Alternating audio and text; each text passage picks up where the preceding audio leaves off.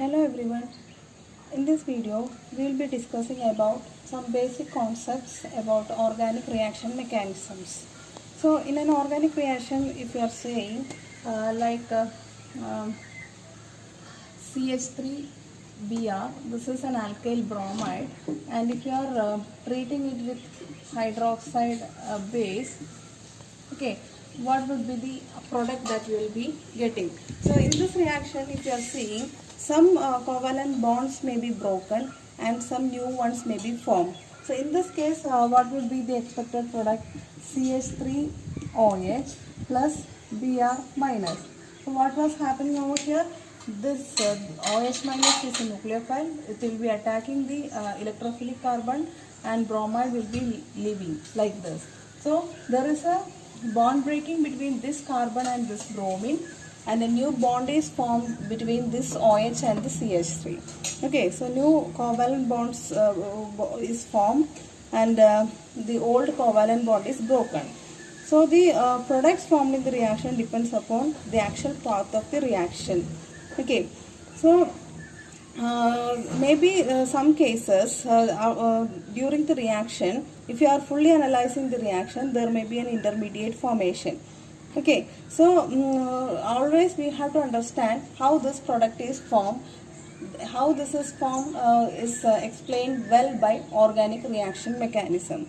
So what is meant by a reaction mechanism? So a reaction mechanism, before that we have to understand what is a reaction. So there will be a substrate and a reagent. So in this particular case, we will call this alkyl bromide as substrate. Okay, and this is the attacking reagent. Okay, more precisely attacking reagent. Then what is happening in this reaction? This attacking reagent is attacking our substrate, leading to the product formation, and this bromide is known as leaving group. Okay, so during the reaction, the organic molecule, which is called substrate, reacts with an attacking reagent, and this attack leads to the formation of an sometimes intermediate or directly into the products. Okay, one product or two products depending upon the reaction. So in this particular reaction, there will be one product. Okay, so a reaction mechanism means there is a possible description of actual process by which the reaction is taking place. Okay, so that very well explains how this attacking reagent attacks the substrate and leaving behind the product. So let me explain you for this reaction how this is happening. This alkyl bromide we will be writing as this is a sp3 hybridized molecule, right? This carbon is sp3 hybridized, so this will be in tetrahedral shape. Now our attacking reagent OH minus will be approaching this carbon. Okay, how this will be approaching? This will be approaching over here. Okay, so this will be attacking from the back side, and the bromide will be leaving from the front side. So there will be a possible intermediate in which this carbon now becomes a trigonal planar geometric one. This will be in a plane now. Okay, now there will be a partial bond formation by the OH, and there will be partial bond cleavage by the bromide. So this is what we call as transition state. This is not an intermediate. Okay, this is a transition state. This is not an intermediate. Intermediate is something which could be isolable or characterized. Transition state is a proposed one. So, okay, so this explains how this reaction is happening. So this is called mechanism of the reaction. So after a while, what will happen? The bromide will be completely cleaved from the reaction, and here OH will come. Here this hydrogen plus Br minus. So this is a typical example of what? SN2 reaction. So there will be a backside attack of the attacking reagent. The bromide will be leaving from here, and you will be getting a compound with inversion of configuration in the case of chiral carbon that you might have studied in your +2 classes. So this explanation of the reaction leading to this product is known as reaction mechanism. So the reaction mechanism means it is a proposed description of the stepwise progress of the reaction, including the details of the electron movement. Here this electron movement is from here to this carbon, whereas this covalent bond is breaking, and this electron displacement towards this bromide, which is electron negative in nature. Okay, so this bromide is electron negative in nature, so that the carbon will become electron positive in nature. So this is electron deficient then. That is why this attacking nucleophile will be attacking. The electron rich attacking nucleophile is attacking this electron deficient carbon. Okay, that is why this electron movement is happening. So this type of description, stepwise progress of the reaction, how this bond formation is happening, how this bond cleavage is happening, this is explained by a reaction mechanism. In order to understand the electron movement in organic reaction, there is something called curved arrow formalism. Okay, so in curved arrow formalism, it is a convention used to represent the movement or transfer of electron. Sometimes it may be imaginary, sometimes it may be actual. That is from one side to another in molecule. Likewise, I have shown in the previous example. And in organic reaction, steps means curved arrows in accordance with certain rules. So basically it shows how changes in bonding occurs due to electronic redistribution during resonance in molecules or during the steps of a reaction. So to show the change in position of pair of electrons, suppose you have a covalent molecule like A covalently bonded to B. Okay, now there will be for a reaction to happen, there will be an electron movement. So here you know that there is 2 electron, that is 1 electron pair.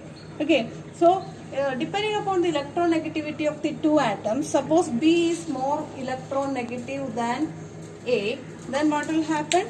The shared pair of electrons will be moving to B, so that you will be getting A plus and B minus in this manner. Okay, so this curved arrow shows that the shared pair of electron is completely moving to B, and A loses its electron and A becomes positive, B becomes negative in nature. Okay, so a curved arrow with a full arrowhead. This is full arrowhead. Okay, so this is each such arrow has a tail and a head. So from tail to head, that curved arrow should be written. Okay, so curved arrows always indicates the movement of electrons, not the movement of atoms. Okay, the curved arrow always indicates movement of the bonded electrons, not the atoms. That you should understand. So this is a full head arrow, right? So in this case, this reaction is known as heterolysis. So you should understand what is meant by lysis. Lysis means cleavage. Lysis means cleavage. So heterolysis means there is not an equal cleavage, unequal cleavage. So actually this bonded pair is shared between 2 atoms. So after the bond breaking, shared pair moves to one of the atoms specifically. So the other one is not getting anything. So that is meant by heterolysis. Okay. Now, if you are having molecule like this, XY, okay, here also 2 are shared by 2 atoms. Suppose if you are giving photolysis, so in that case what will happen? You know, under photochemical conditions, free radical reactions are happening, right? So what will happen? In that case, this bond, after this bond cleavage, 1 electron will be moving to Y and 1 electron will be going to X. So you are showing now half-headed arrows. Half-headed arrows. So this is indicating free radical mechanism. Free radical mechanism. So after which what will happen? You will be generating X dot plus Y dot. So they are called free radicals. So this type of reaction is known as homolysis, where the shared pair of electrons are shared by both the atoms. After the lysis or bond breakage, each atoms get one electron, so that you will be getting free radicals, and such reactions are known as homolysis. So there will be equal distribution of electrons between the two atoms. So we will compare both homolysis and heterolysis. So this is A and B. Okay, since half-headed arrow shows the homolysis, okay, it will be sometimes called fish hook because of its structure. Okay, so this is like a fish hook. Half-headed arrow is like a fish hook. It is used to signify the movement of single electron. So that means there are two electrons to form this covalent bond. So after homolysis, each electron goes to both the atoms. So you would be getting A dot plus B dot. So they are called free radicals.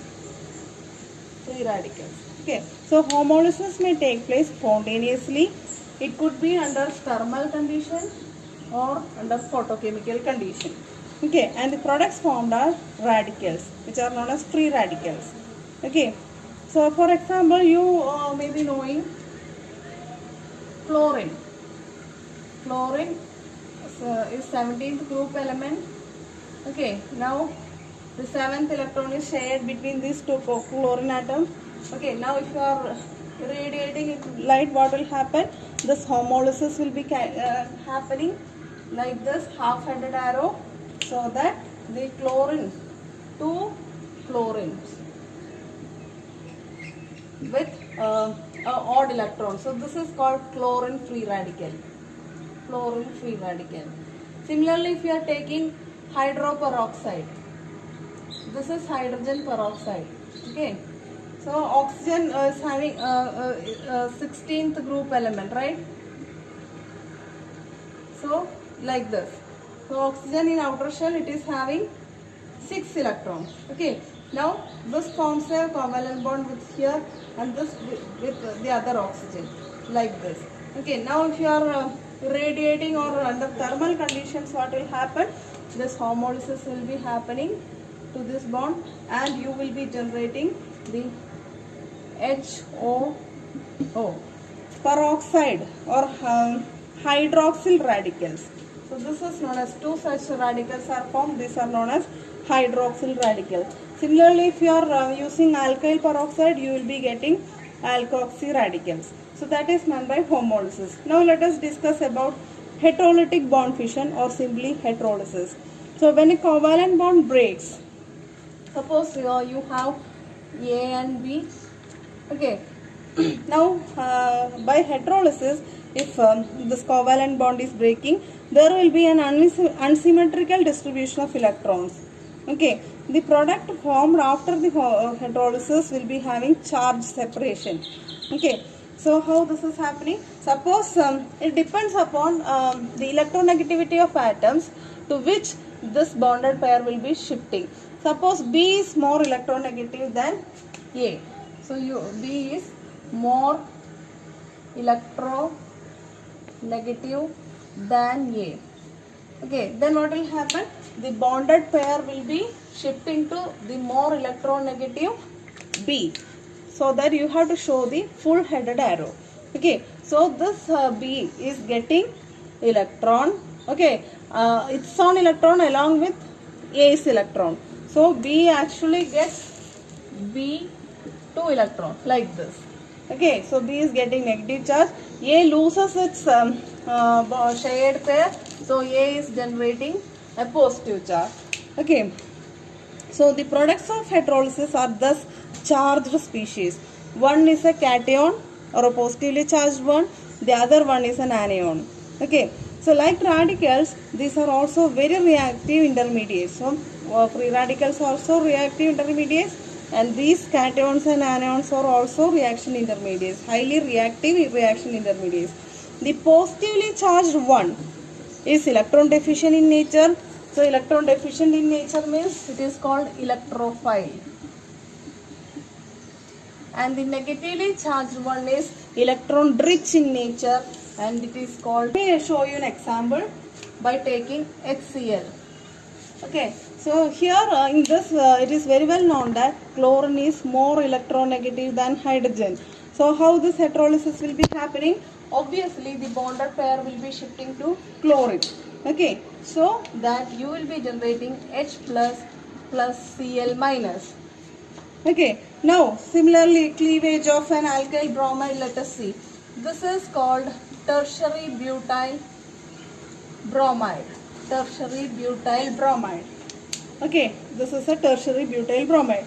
Now here this carbon and bromine, if you are seeing over here, bromine is electronegative in nature, bonded pair will be going to bromine. So that you will be getting CH3, CH3, this with a positive charge and Br minus. So in this heterolysis cases, it can be seen that the bonding electrons are retained by the more electronegative atom to form the anion, while the remaining fragment forms the cation. So this is known as carbocation or carbonium ion. So that's about homolysis and heterolysis. Now let us see what is meant by radical reaction and what is meant by polar reaction. So the product of homolytic cleavage of bonds or atoms or groups with an odd electron is called free radical. So the case of chlorine we have seen, right? After the homolysis, what will happen? Half-headed arrow will be showing, you will be getting what? Free radicals.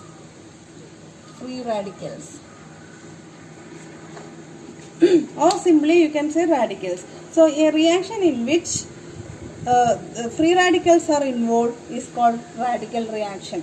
For example, let me show you an example. This is methane. Methane, if you are treating with chlorine in presence of H nu, what you will be getting? Okay, actually first you will be getting CH3Cl plus Cl dot. Okay, so what is happening? Actually the chlorine will be forming free radicals over here, and this methane will be again, this methane will also undergo homolysis in this manner. So it will be generating what? CH3 dot, methyl free radical, and that methyl free radical will be reacting with the chloride free radical, then only you are getting CH3Cl. So a reaction in which free radicals are involved is called radical reactions. Another example of an ethyl radical, CH3CH2 dot. So this is an ethyl radical. When reacts with chlorine under photochemical condition, you can generate chloroethane plus chlorine free radical. So this is an example of a radical reaction. The products of heterolysis are, however, charged species like this. A, B, and B undergoing heterolysis, you will be getting A plus and B minus. So one will be electron deficient and the one will be electron rich. So this is called electron deficient, one is called electrophile, the other one is having electron density more, and this is called nucleophile. This electrophile is represented like this, nucleophile is represented like this, either with a lone pair or negative charge. Okay, so this is always in search of electron deficient center. This will be always in search of electron rich centers. Okay, so a reaction in which a nucleophile reacts with an electrophile is called a polar reaction. So let us take an example of alcohols, methanol formation. Like this is our hydroxide base. Okay, then if you are having methyl bromide, what will happen? So obviously this is electron rich in nature, or it is negatively charged. So this is known as nucleophile. Now if you are seeing the other substrate, you cannot see an electron positively charged one over here. So rather you should find out which carbon is electron deficient in nature. So if you are looking over here, this methyl carbon and bromide, the bromide, as you know, this is electron negative in nature.